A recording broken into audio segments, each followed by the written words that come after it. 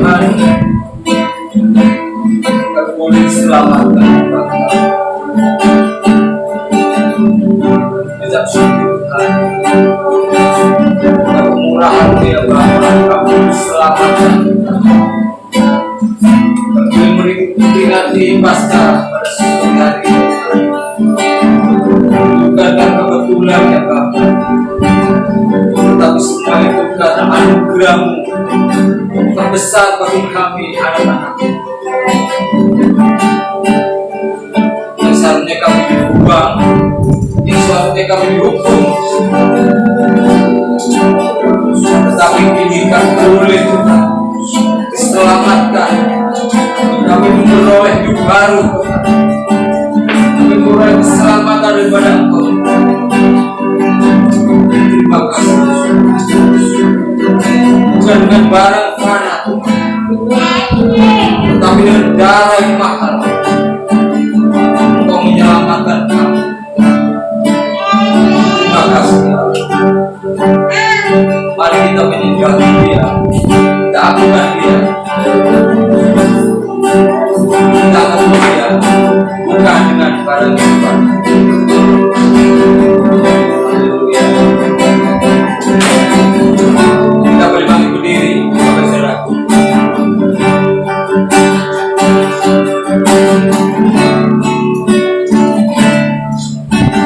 Bukan dengan barang fana Kau membayar dosaku,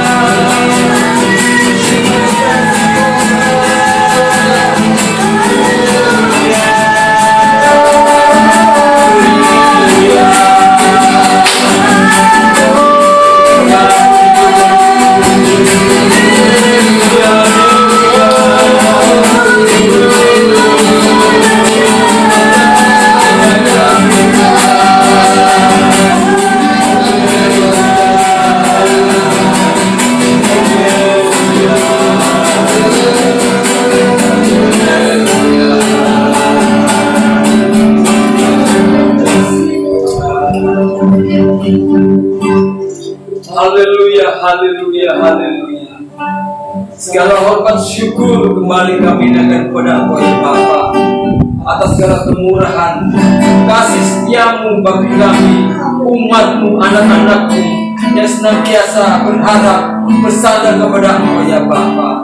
Saya percaya Tuhan pada sore hari ini Tuhan, setiap umatmu, anak-anakmu yang sungguh-sungguh berharap Engkau Tuhan, tidak akan kecewa ya Bapa, oleh kebangkitan-Mu, oleh anugerah-Mu Tuhan, karya terbesar yang Kau berikan pada kami. Saat ini kami boleh diselamatkan ya Bapa, bukan dengan barang fana Tuhan, tapi darah yang mahal yang tercurah di atas Kalvari untuk menebus umat-Mu, anak-anak-Mu ya Tuhan. Sehingga pada sore ini Tuhan, kami memperoleh keselamatan, kami memperoleh Tuhan yang pemulihan ya Bapa. Mungkin saat ini Tuhan, setiap anak-anak Tuhan tertimpa oleh masalah yang terjadi pada sore hari ini Tuhan. Karena virus corona ini ya Bapa, tetapi itu tidak mematahkan semangat kami Tuhan. Dan kami tahu Tuhan, di balik semua itu Tuhan, Engkau akan mengubah hidup kami ya Bapa. Tuhan, Engkau akan memulihkan hidup kami Tuhan. Sehingga kami boleh menikmati kemenangan daripada segalanya Bapa. Kami boleh menikmati janji-janji-Mu ya Tuhan, di balik semuanya ini ya Bapa. Kiranya Engkau menyelamatkan kami semua Tuhan, anak-anak-Mu pada sore hari Tuhan, yang berharap pada Engkau ya Bapa, yang selalu rindu untuk memuliakan nama-Mu pada sore hari Tuhan Yesus. Terima kasih Tuhan, berkati umat-Mu yang saat ini Tuhan. Tuhan Yesus, mendengar dan melihat Tuhan Yesus video ini ya Bapa, kiranya diberkati mereka Tuhan, memperoleh Tuhan Yesus pemulihan, kemenangan daripada semuanya masalah-masalah terjadi ini ya Bapa. Terima kasih Tuhan Yesus, terima kasih. Kami mau memuliakan Engkau, kami mau memuji Engkau ya Bapa. Bertatalah di dalam setiap pujian kami Tuhan. Terima kasih Tuhan, di dalam nama Tuhan Yesus. Semua yang percaya katakan amin. Haleluya, shalom, puji nama Tuhan. Pada sore hari ini kita bersuka cita karena Tuhan kita telah bangkit. Tuhan telah mengalahkan kutuk iblis yang menjajah kita, sehingga kita pada sore ini boleh menikmati kebangkitan. Mari kita pujikan Allah bangkit. Haleluya.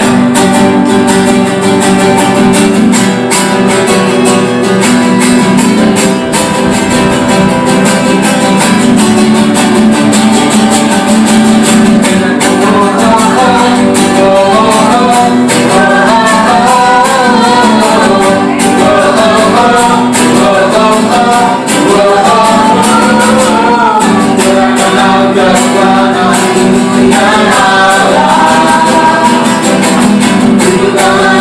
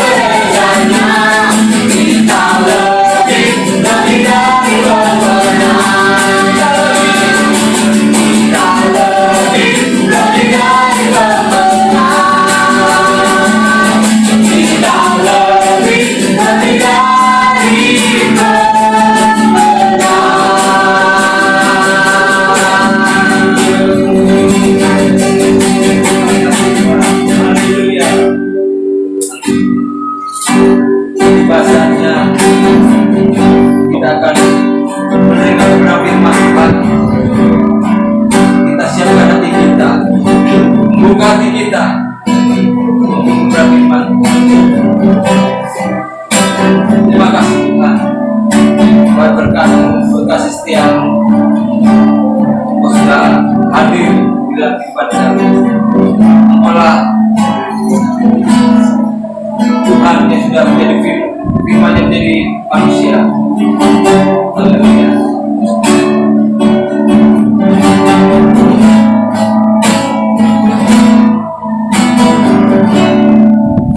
Menjadi manusia di antara kita, ada hidup dalam hati manusia. Engkau datang bagi kemuliaan. Firman dari Firman jadi manusia di antara kita, ada hidup dalam hati manusia. Engkau datang bagi kemuliaan.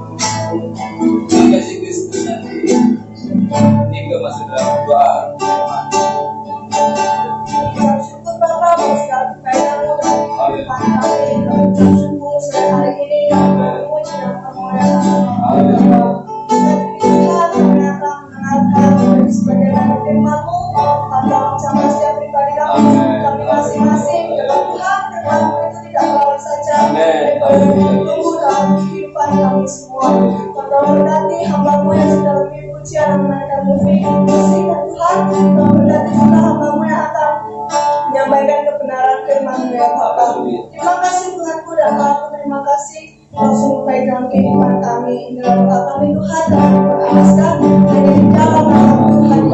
Yesus. Haleluya. Amin.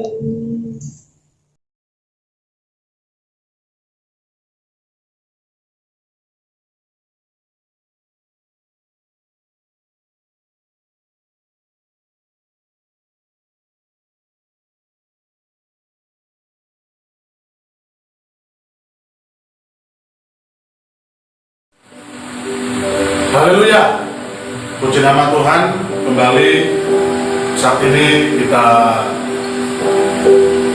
bersama-sama belajar dan merenungkan firman Tuhan. Tepat di hari Minggu ini, tepat dalam hari yang ketiga di mana kita memperingati Paskah, memperingati kebangkitan Tuhan. Kita bersyukur kalau kita masih diberikan kesehatan, Tuhan menjaga dan melindungi kita semua. Itu semua karena berkat Tuhan. Dan mari kita sama-sama belajar, sama-sama kita merenungkan firman Tuhan. Kita bersyukur Tuhan sungguh baik. Hari kemarin Jumat Agung kita boleh merayakan kematian Tuhan, dan di dalam kematian Tuhan tersebut kita boleh melihat bahwa kasih Allah begitu besar bagi dunia ini. Dan saat ini kita boleh merasakan kuasa kebangkitannya, itu juga oleh kemurahan Tuhan, kasih yang begitu luar biasa Tuhan nyatakan buat kita semua untuk kita tetap kuat di dalam Tuhan. Dan mari kita akan berdoa, kita satukan hati untuk kita sama-sama merenungkan firman Tuhan pada saat hari ini. Bapa di surga, Bapa yang baik, kami siapkan hati kami Tuhan. Kami siapkan telinga seorang murid yang dibentuk oleh Engkau, yang di Tuhan dikuasai oleh Roh Kudus, yang dipimpin oleh Roh Kudus, sehingga di saat kami mendengar firman-Mu, kami dikuatkan, kami diingatkan oleh Engkau. Karena kami percaya firman-Mu itu pedang bermata dua, firman-Mu itu yang menguatkan kami, firman-Mu itu yang mendidik kami dalam kebenaran, menyatakan kesalahan, bahkan menguatkan kami semua. Tuhan, pakai hamba-Mu urapi lebih dari heran, sehingga bisa memberitakan firman-Mu, urapan Roh Kudus-Mu, urapan dari tempat hati tinggi yang mengurapi hamba-Mu, sehingga Engkau yang berbicara melalui hamba-Mu ini Tuhan. Dan berkatilah saudara-saudara Bapak Ibu sekalian yang mendengar firman Tuhan ini, mereka juga dikuatkan, mereka juga diingatkan oleh Engkau. Kami percaya Tuhan, firman-Mu ini menjadi kekuatan buat kami semua. Terima kasih, Kau pimpin dari awal, pertengahan sampai pada akhirnya. Dalam nama Tuhan Yesus Kristus. Haleluya. Amin. Puji nama Tuhan. Tepat di hari ini kita merayakan yaitu hari Paskah. Kita akan sama-sama melihat Alkitab kita. Kita akan melihat ayat pertama yang akan kita baca. Ini silakan kita buka Alkitab kita. Kita bisa lihat di sana, kita bisa baca bersama-sama. Kita buka dalam kitab Injil Lukas pasal 24 ayat yang kelima bagian B sampai ayat yang ke-7. Dalam Injil Lukas pasal 24 ayat yang ke-5 bagian B sampai ayat yang ke-7, saya bacakan bagi kita semua demikian firman Tuhan. Mengapa kamu mencari Dia yang hidup di antara orang mati?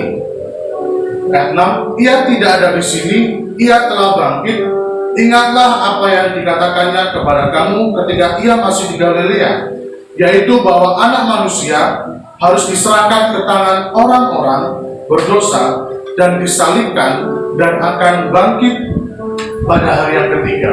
Di sini kita bisa melihat dalam Injil Lukas 24 ayat 5 bagian B sampai ayat ke-7 dikatakan, mengapa kamu mencari Dia yang hidup di antara orang mati? Ini suatu perkataan tulisan yang sangat luar biasa. Dikatakan, mengapa kamu mencari Dia yang hidup? Wah, luar biasa, di antara orang mati. Karena bisa dikatakan, Ia tidak ada di sini, Ia telah bangkit. Ingatlah apa yang telah dikatakannya kepada kamu ketika Ia masih di Galilea, yaitu bahwa Anak Manusia harus diserahkan ke tangan orang-orang berdosa dan disalibkan dan akan bangkit pada hari yang ketiga. Kalau kita melihat belajar dalam kitab Injil, ada Matius, Markus, Lukas, dan Injil Yohanes. Ada 4 kali di situ Tuhan Yesus memberitahukan kepada murid-murid. Di sana dikatakan ada 4 kali di sana Tuhan sudah berbicara kepada murid-murid, tetapi apa yang terjadi di saat kejadian ini berlangsung, di saat suatu keadaan di mana murid-murid kaget, takut di saat diajak oleh Tuhan Yesus berdoa di Taman Getsemani. Begitu mereka di saat mereka mengetahui para tentara atau prajurit Romawi itu datang menangkap Yesus, di sana dikatakan banyak murid-murid yang menghamburkan diri, banyak murid kabur. Dan di situ dikatakan mereka tidak ingat terhadap perkataan Yesus. Padahal 4 kali, kalau kita tahu di sana ada Matius 16, ada Matius 17, ada Matius pasal 20, dan ada Matius pasal 26. 4 kali di situ pemberitaan Yesus memberitakan bahwa dia akan menderita, dia akan disesat, dia akan diserahkan, dia akan disalib, dan pada hari yang ketiga dia akan bangkit. Dan di sini dengan jelas juga tadi kita baca, mengapa kamu mencari dia yang hidup di antara orang mati? Bahwa ia tidak ada di sini, ia telah bangkit. Ini berita yang mengembirakan buat kita semua. Ini berita sukacita yang luar biasa buat kita semua sebagai anak-anak Tuhan. Dikatakan bahwa Tuhan yang kita sembah, yaitu Tuhan Yesus Kristus, dia tidak hanya mati, tapi dia juga hidup. Amin.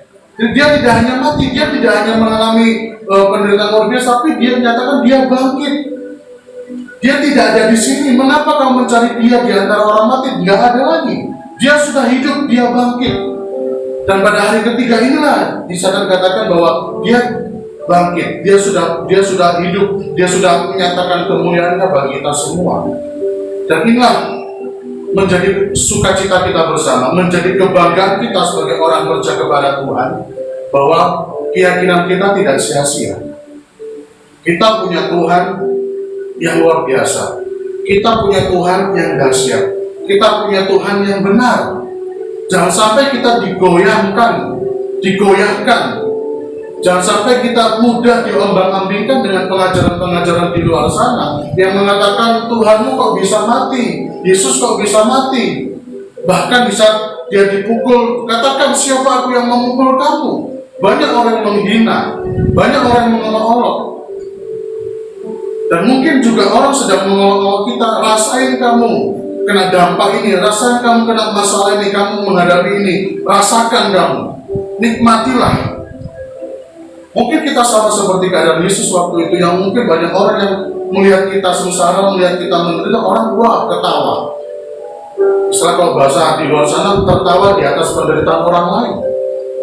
Tetapi saat ini kita bersyukur Tuhan membuktikan, Tuhan kita luar biasa, Tuhan kita ajar, dahsyat dan sebagainya. Dikatakan dia tidak hanya mengalami penderitaan, tapi dia bisa membuktikan bahwa dia bangkit, dia hidup. Dia bangkit, dia hidup. Mari kita renungkan hal ini. Dikatakan bahwa Tuhan begitu luar biasa. Tuhan sudah mengorbankan dirinya. Pada Jumat Agung kemarin kita merasakan bahwa kalau kita melihat film-film atau video tentang penyaliban Yesus, bagaimana kita merasakan penderitaan pada saat dia dianiaya, bahkan saat dia diterpaku tangannya, pada saat dia dipakai dengan mahkota duri, pada saat dia disalib begitu luar biasa, pada saat dia ditombak dan sebagainya. Bahkan di jalan Via Dolorosa merupakan jalan penderitaan, kita lihat di sana begitu luar biasanya penderitaan yang Yesus tanggung. Inilah kita melihat. Dan saat ini kita merayakan bersama Paskah. Yang kalau kita melihat arti di dalam bahasa Ibrani aslinya adalah melewati, atau dalam bahasa Inggris Passover. Melewati, maut sudah terlewati. Yesus sudah mengalahkan maut, dan itu sudah tertuang jelas di dalam Alkitab kita. Tertuang jelas di dalam firman Tuhan. Dikatakan dia sudah mengalahkan maut, dan inilah dia membuktikan saat ini dia tidak ada di antara orang mati. Dia tidak ada di sini, ia telah bangkit. Ia telah bangkit. Kita merenungkan kata-kata ia telah bangkit. Yesus sudah bangkit. Coba kita merenungkan bahwa Yesus sudah bangkit, dia telah bangkit, dia telah bangkit. Kalau kita merenungkan ini, maka kita pun akan dibangkitkan juga. Amin, saudaraku.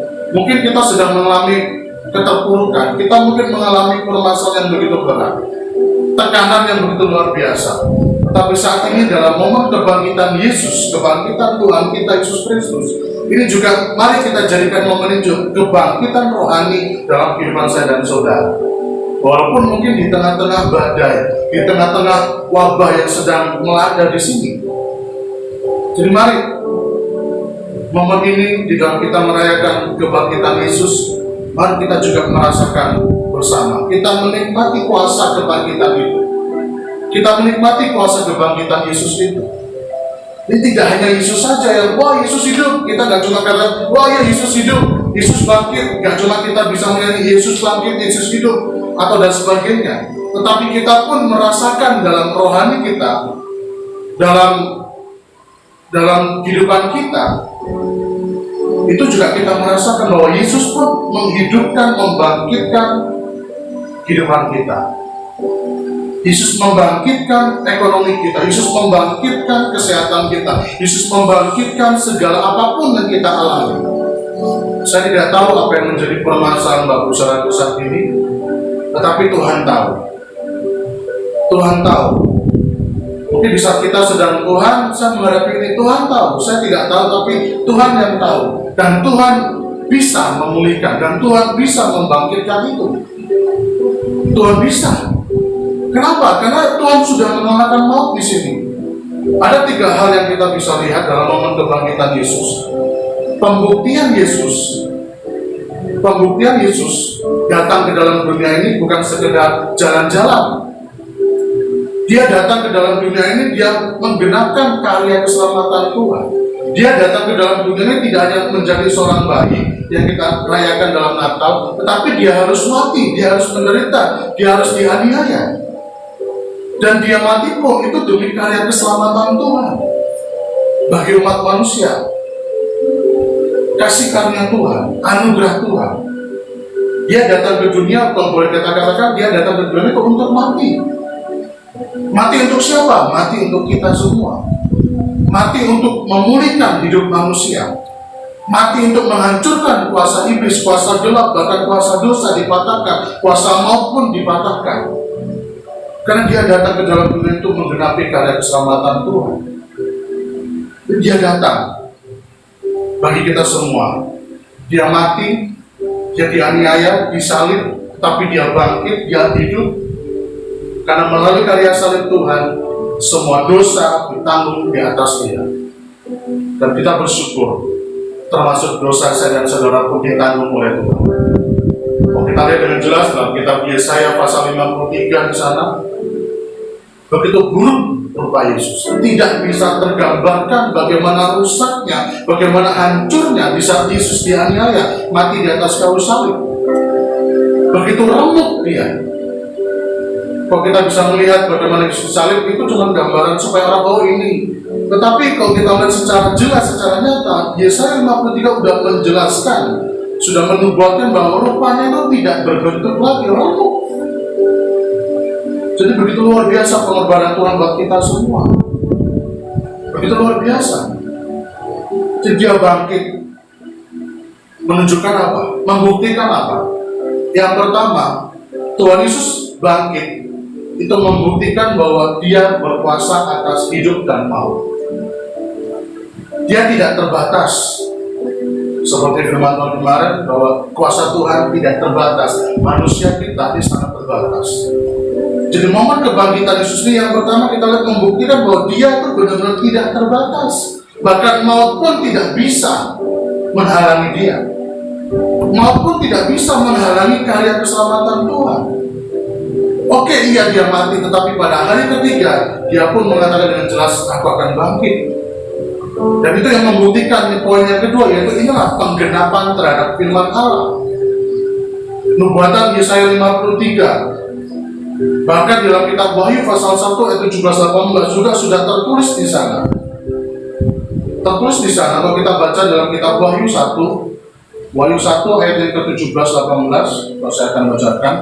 Wahyu 1 ayat 17-18 dikatakan, ketika aku melihat dia, tersungkurlah aku di depan kakinya sama seperti orang yang mati.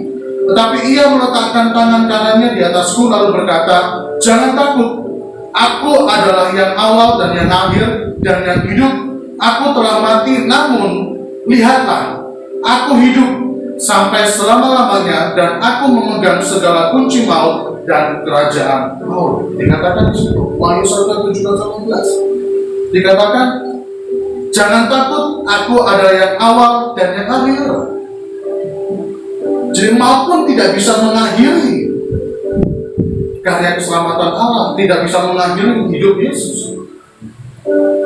Karena di sini dia jelas dikatakan, aku yang hidup, aku telah mati, namun lihatlah, aku memegang segala kunci maut dan kerajaan maut.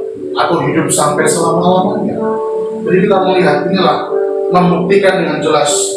Yang pertama, dia berkuasa, dia tak terbatas, dia mengalahkan maut. Ada banyak ayat yang menulis di sana, ada Yohanes 10:17-18, bahkan ada ayat juga Yesaya 28 ayat 8, Roma 6 ayat 9, 1 Korintus 15 ayat 54. Ini yang kita akan baca, 1 Korintus 15 ayat yang ke-54. Di sana dikatakan seperti ini, 1 Korintus 15 ayat 54. Dan sesudah yang dapat binasa ini mengenakan yang tidak dapat binasa, dan yang dapat mati ini mengenakan yang tidak dapat mati, maka akan genaplah firman Tuhan yang tertulis, maut telah ditelan dalam kemenangan. Hai maut, di manakah kemenanganmu? Hai maut, di manakah sengatmu? Sengat maut ialah dosa, dan kuasa dosa ialah hukum Taurat. Ayat 57. Tetapi syukur kepada Allah yang telah memberikan kepada kita kemenangan oleh Yesus Kristus Tuhan kita. Dikatakan, hai maut, di manakah kemenanganmu? Maut tidak bisa mengalahkan Tuhan kita Yesus Kristus. Amin, saudaraku. Dan mari kita percaya dan kita yakini. Dan kita juga mau katakan, hai maut, engkau tidak bisa menghalangi aku. Karena kita punya Yesus yang sudah mengalahkan maut. Kita punya Yesus yang sudah mengalahkan kuasa iblis. Bahkan kuasa iblis pun takluk tunduk di hadapannya. Iblis pun takluk tunduk. Kita anak-anak Allah. Kita pun merasakan dan menikmati kedahsyatan Tuhan kita. Tuhan pasti membela umatnya. Tuhan pasti melindungi kita semua. Karena yang tadi kita melihat bahwa pembuktian Yesus bangkit adalah yang pertama, dia berkuasa atas hidup dan maut. Jadi percayalah, serahkan hidupmu kepada Tuhan. Serahkan hidupmu kepada Tuhan. Kalau Anda sedang mengalami apapun saat ini, Anda mengalami apapun, waduh Tuhan, hidupku udah tamat. Jangan. Hidup kita di tangan Tuhan. Amin. Hidup kita bukan di tangan orang lain. Hidup kita bukan di tangan netizen. Hidup kita bukan di tangan tetangga kita. Hidup kita bukan di tangan siapa-siapa. Hidup kita ada di tangan Tuhan. Karena Yesus sudah mengalahkan semuanya. Yesus sudah mengalahkan semuanya. Jadi yang pertama, pembuktian bahwa dia bangkit adalah dia berkuasa atas hidup dan maut. Dia maha kuasa, dia kekal. Yang kedua, penggenapan firman Allah. Bahkan perkataannya sendiri, perkataan Yesus sendiri. Perkataan Yesus sendiri, dia katakan bahwa aku akan bangkit. Buktinya apa ya? Tadi kita melihat pemberitahuan 4 kali. Yesus mengatakan, aku akan menderita, aku akan disalib, dan aku akan bangkit pada hari yang ketiga. Dan telah bukti bahwa Yesus hidup, Yesus bangkit. Yang ketiga, yang terakhir, Yesus bangkit itu adalah membuktikan dia juga akan memulihkan kita semua. Kita tahu pada saat Yesus mati, pada saat Yesus ada di kayu salib, pada saat Yesus akan ditangkap di taman Getsemani, murid-murid udah nyerah, murid-murid udah lemes. Ya, harapan kita Yesus satu-satunya untuk membebaskan kita udah nggak ada lagi. Wes balik ke rumah masing-masing, wes balik ke pekerjaan masing-masing, wes balik ke hidup yang lama. Orang 2 Korintus 5:17 katakan, mari kita menjadi hidup yang baru. Yang lama sudah berlalu, tapi yang baru terbit, datanglah. Dan ini juga menjadi kebangkitan kita sebagai anak Tuhan, memulihkan kita semua. Mungkin saat ini kita sedang sekali lagi menghadapi pergumulan yang luar biasa. Jangan kembali hidup yang lama. Jangan kembali kepada hidup yang lama. Jangan kembali kepada hidup yang lama. Tetapi lihatlah ke depan. Tuhan, apa yang Tuhan kerjakan? Tuhan, apa yang ingin Tuhan kerjakan? Apa yang ingin Tuhan lakukan dalam hidup saya? Kenapa kau saya menghadapi ini? Detik ini Tuhan saya menghadapi ini. Mari kita tidak melihat ke belakang, kita lihat ke depan. Tuhan, apa yang ingin Tuhan kerjakan dalam hidup saya? Apa yang ingin Tuhan lakukan dalam rumah tangga saya? Ada proyek apa Tuhan? Ada visi misi apa ya Tuhan? Apa yang Tuhan ingin lakukan dalam hidup kita? Tuhan, pakailah saya jadi alatmu Tuhan. Kalau Tuhan sudah bangkit, Tuhan sudah hidup, maka Tuhan pun akan mampu memulihkan ekonomi kita. Tuhan akan mampu dan sanggup memulihkan pekerjaan kita. Tuhan mampu sanggup memulihkan rumah tangga kita. Sekarang yang menjadi pertanyaan, percayakah kita dengan kuasa kebangkitan Yesus untuk memulihkan hidup kita? Percayakah kita terhadap kuasa kebangkitan Yesus untuk memulihkan rumah tangga kita? Percayakah kita terhadap kuasa kebangkitan Yesus untuk memulihkan ekonomi, untuk memulihkan kehidupan kita? Pertanyaan sekarang di sini, Yesus sudah membuktikan dia bangkit, dia hidup, dia tidak ada lagi di antara orang mati. Berarti dia ada di mana? Dia ada di antara kita. Dia hidup di rumah tangga kita. Dia ada di dalam pribadi kita. Dia juga pun ada dalam masa depan kita. Amin, saudaraku. Dia ada. Dia maha tahu, dia maha kuasa dan sebagainya. Mungkin saat ini Anda sedang menghadapi ketawar hati, karena kitab Amsal juga mengatakan Amsal 24 ayat ke-10, jika engkau tawar hati pada masa kesesakan, kecillah kekuatan. Di saat kita sedang tawar, pasti kekuatan kita kecil. Ya udah wis, mau gimana lagi, gara-gara corona, gara-gara ini, gara-gara itu, gara-gara ini dan sebagainya. Yes, Tuhan angkat tangan.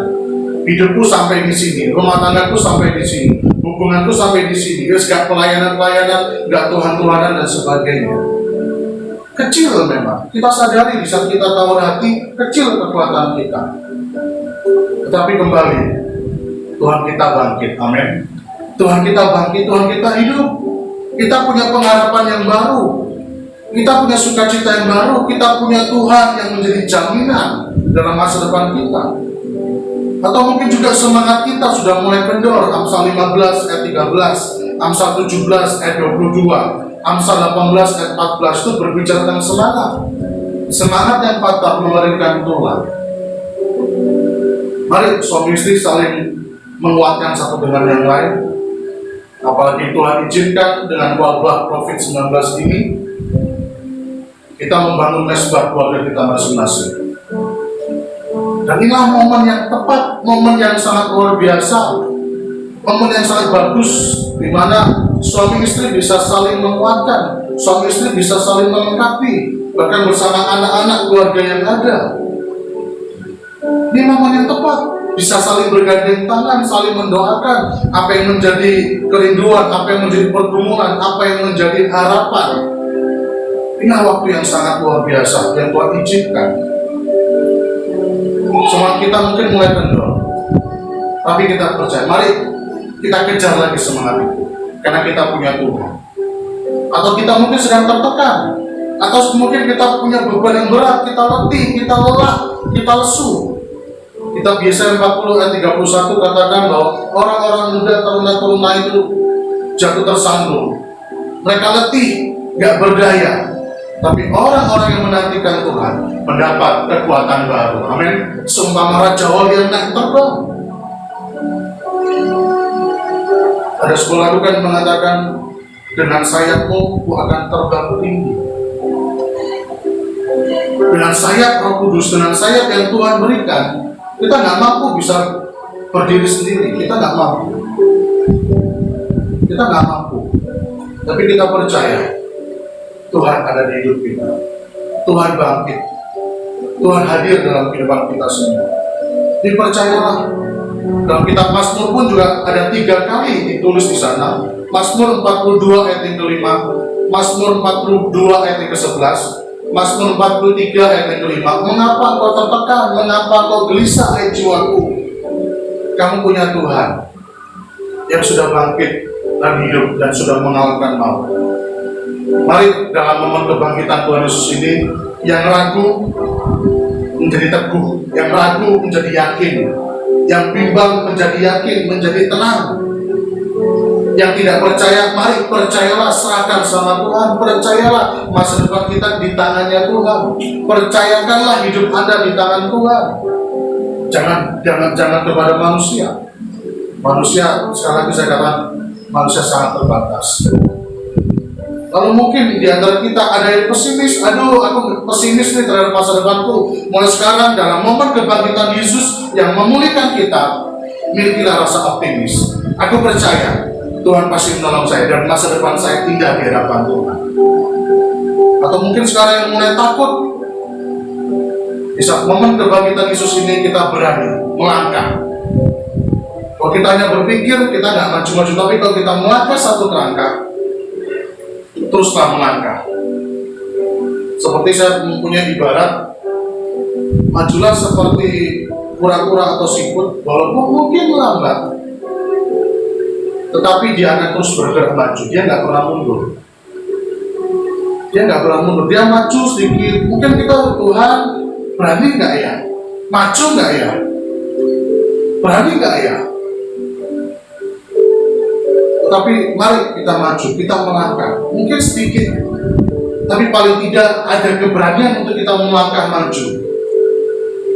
Mungkin kata orang, nggak ngefek, tapi ayo, di saat kita mulai berani melangkah keluar dari zona nyaman, kita berani melangkah maju dengan iman, dan kita kata, Tuhan, saya bisa, saya bersamamu Tuhan, saya pasti bisa, saya pasti ditolong Tuhan, Tuhan pasti membela saya. Itu adalah iman yang besar. Itu kan yang Yesus katakan, iman sebesar biji sesawi. Walaupun mungkin ada dianggap sepele, walaupun mungkin ada dianggap kecil, walaupun mungkin ada juga gak dianggap apa-apa, tapi kalau Anda punya iman sebesar biji sesawi saja, itu pun Anda berkata, pindah gunung ini, gunung itu pun akan pindah. Jadi mari dalam momen kebangkitan Yesus ini, juga mari jadikan momen ini kebangkitan kita semua. Kita mengatakan dalam khususnya dalam yang sedang melanda, kita mengatakan virus corona tidak akan melanda, tidak akan kena dalam rumah tangga saya, tidak akan bisa dalam pribadi saya, karena saya punya darah Yesus berkuasa. Kita ingat dengan kata Paskah tadi dalam perjanjian lama yang arti melewati, itu berarti bisa Tuhan melihat ada darah yang tertuang, ada darah yang tercurah di ambang pintu dari pintu-pintu rumah daripada orang Israel, maka Tuhan tidak adakan maut di sana. Tetapi di kediaman orang Mesir, di mana tidak ada darah yang tercurah di sana, maka ada kematian terhadap anak sulung. Bila kita melihat, kita punya darah Yesus yang berkuasa. Kita punya darah Yesus yang bisa membungkus, melindungi, yang menjamin masa depan kita, karena hidup kita semua di tangan Tuhan. Hidup kita semua di tangan Tuhan. Karena arti dari kebangkitan adalah menang dalam segala hal. Arti kebangkitan adalah menang dalam segala hal. Mau ditindas oleh apapun, mau ditekan oleh apapun, kita akan maju, kita akan bergerak. Karena kita punya Yesus. Kita tidak sendirian. Kita tidak sendirian. Kita punya Yesus yang selalu menyertai. Ingatkan dengan kata Immanuel, Tuhan beserta kita semua. Tuhan beserta kita semua. Serahkan kelemahanmu sama Tuhan. Tuhan, ini kelemahanku. Tuhan, ini pergumulanku. Tuhan, ini bebanku. Matius 11 ayat 28, marilah kepadaku semua yang letih lesu dan berbeban berat, apakah memberi kelegaan. Amin, saudaraku. Jadi serahkan kepada Tuhan. Tuhan, saya nggak mampu Tuhan, tapi saya percaya saya punya Tuhan yang berkuasa. Tuhan yang membuka jalan. Yang mungkin selama ini semua seperti seolah tertutup, tapi serahkan Tuhan, momen kebangkitanmu membuka semua jalan buat kami, membuka semuanya Tuhan. Jadi percayalah, imanilah, kita pun merasakan kuasa kebangkitan itu dalam hidup kita. Kita baca dalam Yohanes 11 ayat 25. Yohanes 11 ayat yang ke-25 dikatakan di sana bahwa Yohanes 11 ayat yang ke-25, jawab Yesus, akulah kebangkitan dan hidup. Barang siapa percaya kepadaku, ia akan hidup walaupun ia sudah mati. Amin, saudaraku. Bisa dikatakan, akulah kebangkitan dan hidup. Barang siapa percaya kepadaku, ia akan hidup walaupun ia sudah mati. Ini banyak hal yang kita bisa tafsir. Mungkin saat ini Tuhan seolah-olah mungkin ekonomiku sudah mati, tapi Tuhan bisa bangkitkan lagi. Tuhan bisa hidupkan lagi. Karena bagi Tuhan tidak ada yang mustahil. Dia sudah kalahkan maut, apalagi dengan masalah-masalah kita alami. Percayalah terhadap Tuhan. Yesus kata, akulah kebangkitan dan hidup. Tuhan, kita juga kata, Tuhan, kebangkitanmu, kehidupanmu, kami nikmati, kami alami, bahkan dalam rumah tangga kami, masa depan kami penuh harapan. Sekarang tidak penuh dengan ketidakpastian, tapi di dalam Yesus semuanya pasti, semuanya ya dan amin. Dan kita bersyukur ada sebuah lagu yang mengatakan sebab dia hidup ada hari esok. Kita percaya masa depan kita di tangan Tuhan.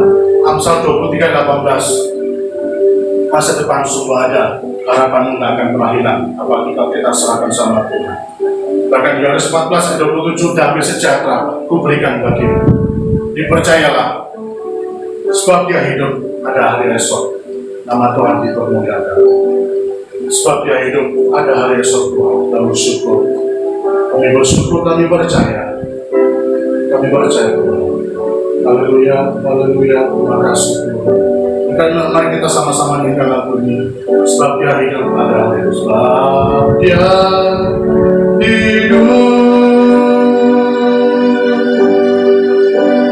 ada hari esok. Sebab dia hidup. Katakan ku tak gentar, ku tak gentar, karena ku tak, karena ku tak. Dia menggandari esok. Hidup jadi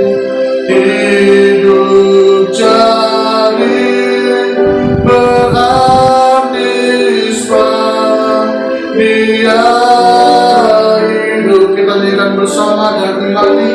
Sebab dia hidup, sebab dia hidup ada hari esok, ada hari esok.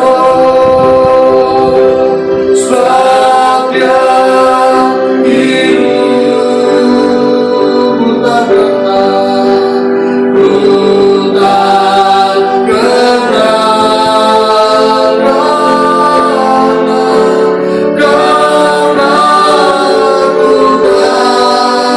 oh yang menggandari esok. Hidup jadi berarti sebab Yesus bisa, sebab dia hidup. Oh, sebab dia hidup ada hari esok, ada hari esok.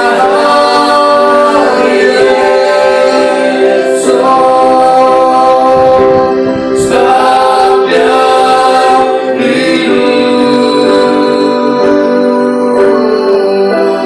ku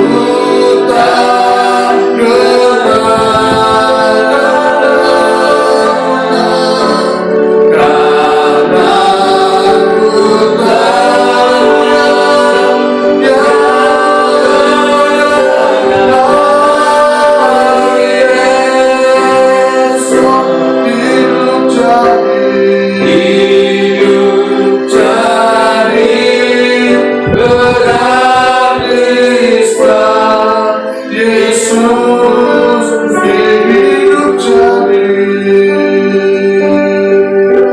hidup jadi berarti sebab Yesus, Yesus hidup. Mari kita berdoa.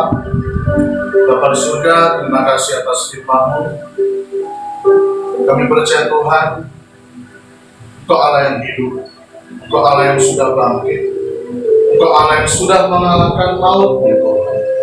Dan biarlah kuasa kebangkitan ini kami rasakan dalam pribadi kami nikmati dalam rumah tangga kami nikmati dalam pengalaman hidup kami ini Tuhan. Dan kami ingin, kami mau, kami rindu dan kami imani terjadi dalam kami bahwa tidak hanya Engkau bangkit ya Tuhan, tetapi kami pun juga dibangkitkan oleh kemurahan-Mu, kami dipulihkan ya Bapa. Kami percaya dan kami terus percaya, kami akan tetap percaya Tuhan sanggup, Tuhan mampu, Tuhan berkuasa, Tuhan maha besar. Tuhan sanggup memulihkan kami, membangkitkan kehidupan kami. Kami akan menjadi kepala bukan ekor. Kami percaya Tuhan. Mungkin proses ini begitu berat. Mungkin proses yang Tuhan izinkan yang kami alami begitu berat, membuat kami tertekan, membuat kami gelisah, membuat kami mungkin sempat takut, gentar Tuhan. Tapi kami percaya dalam kuasa kebangkitan-Mu ada hari esok. Pemeliharaanmu sempurna bagi kami Tuhan. Kami percaya Engkau sanggup, Engkau hidup, Engkau menolong kami, Engkau memberi jalan keluar buat kami, Engkau memampukan kami, menyanggupkan kami Tuhan untuk menghadapi hari-hari ini. Engkau tetap kuat di dalam Engkau. Percaya, kami imani Tuhan, mujizat-Mu nyata buat kami, keselamatan-Mu nyata buat kami. Ada pemulihan, ada keselamatan, ada kebangkitan, ada pemulihan, ada kesaksian yang besar ya Tuhan. Ada kesaksian yang nyata dalam pribadi kami. Kami pun bersaksi, menceritakan keajaiban-Mu, bahwa perbuatan-Mu besar dan ajaib. Kami bersyukur Tuhan. Lawat hidup kami, lawatlah setiap rumah tangga yang mendengar, lawatlah setiap pribadi yang mendengar, lawatlah siapapun yang mendengar firman berasal. Berkati mereka, bangkitkan mereka, pulihkan dalam nama Yesus Kristus. Tuhan sudah menjamah, Tuhan sudah menolong, Tuhan mendengar dan mengabulkan, menjawab doa kami. Bagi Engkau tidak ada yang mustahil. Hari ini Tuhan menjadi momen kebangkitan kami, dan percaya pertolongan-Mu nyata buat kami semua. Bersyukur dan kami nikmati. Berkati hamba-Mu, berkati setiap jemaat-Mu, berkati setiap hamba-hamba yang mendengar firman Tuhan ini. Berkati mereka, berkati rumah tangga, berkati buah kandungan, berkati pekerjaan, berkati pendidikan, kesehatan, masa depan. Penuh harapan di dalam penghiburan-Mu nyata buat kami, penyertaan-Mu sempurna buat kami. Terima kasih Bapa yang baik. Dan ucap syukur Tuhan, kami nikmati lawatan-Mu, kami nikmati berkat yang sungguh luar biasa.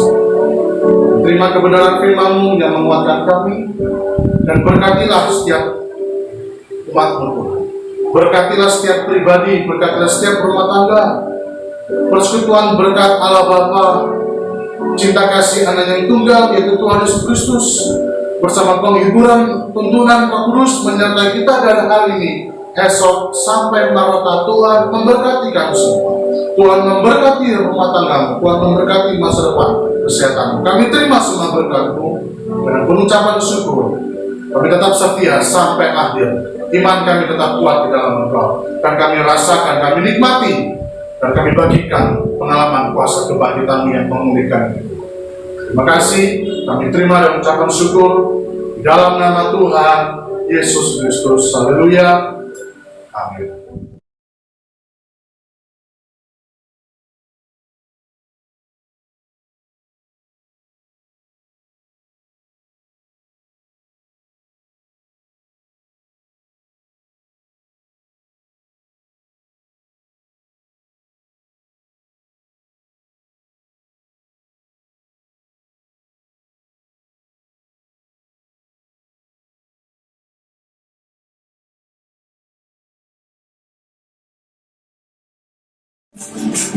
Lebih dari pemenang dalam segala perkara, iblis tak dikalahkan oleh kuasa darahnya.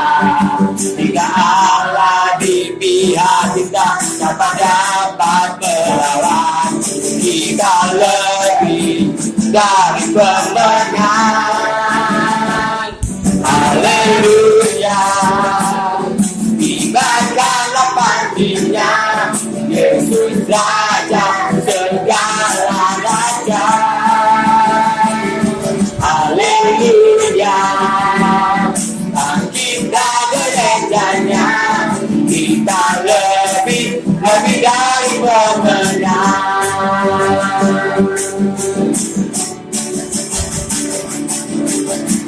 Lebih dari pemenang dalam segala perkara, iblis tak dikalahkan